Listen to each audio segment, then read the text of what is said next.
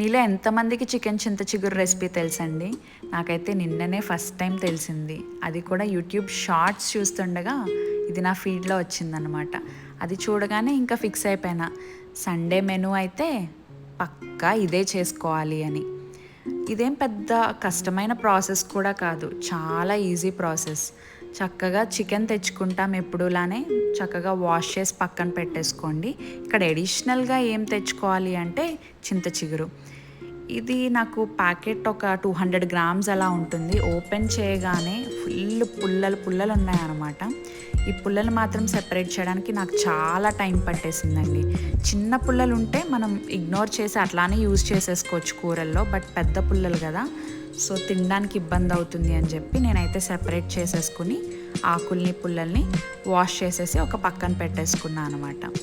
Normal chicken కర్రీకి దీనికి పెద్ద డిఫరెన్స్ ఏం లేదు.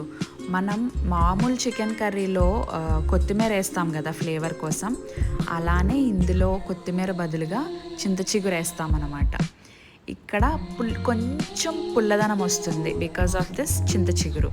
అంతే డిఫరెన్స్. మిగిలిందంతా సేమ్ టు సేమ్. మీరు ఎలా అయితే చికెన్ కర్రీ చేసుకుంటారో అలా చేసేసుకుని లాస్ట్ ఒక 80% చికెన్ కుక్ అయింది అన్నప్పుడు చింత చిగురు వేసేసుకోండి. అంతే, అయిపోయినట్టే రెసిపీ. నేను ఎలా చేసుకుంటాను నా చికెన్ కర్రీ అంటే జస్ట్ ఆనియన్స్ అండ్ మిర్చి ఫ్రై చేసుకుంటాను. అవి ఫ్రై అయినాక కొంచెం జింజర్ గార్లిక్ పేస్ట్, అది కూడా ఫ్రై అయిపోయినాక ఆల్రెడీ మనం కడిగి పెట్టుకున్న చికెన్ ఏదైతే ఉంటుందో అది వేసేసా అనమాట. అది ఇట్లా వైటిష్ షేడ్ రాగానే నేనైతే అన్ని మసాలాస్, సాల్ట్ అన్నీ వేసేస్తాను అనమాట. మసాలాస్ అంటే చికెన్ మసాలా వేస్తాను, ధనియాల పొడి వేస్తాను, కారం, ఇంకా కొంచెం సాల్ట్ అండ్ మీ టేస్ట్కి తగినట్టుగా గరం మసాలా అనమాట. నేను చాలా తక్కువ తింటా మసాలా, సో గరం మసాలా అయితే చాలా తక్కువ వేసుకున్నాను.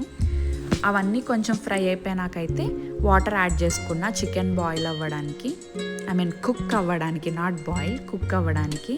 అది ఆల్మోస్ట్ నాకు కుక్ అయిపోయింది అని అనిపించినాక నేనైతే చింత చిగురుని అయితే అందులో వేసేసుకున్నా. ఇదే మీకు మెయిన్ స్టెప్ అనమాట. ముందే వేసేస్తే చాలా ఎక్కువ పుల్లదనం వచ్చేస్తుంది. సో మీరు లాస్ట్లో వేసుకుంటేనే మీకు ఆ పుల్లదనం చాలా బాగుంటుంది.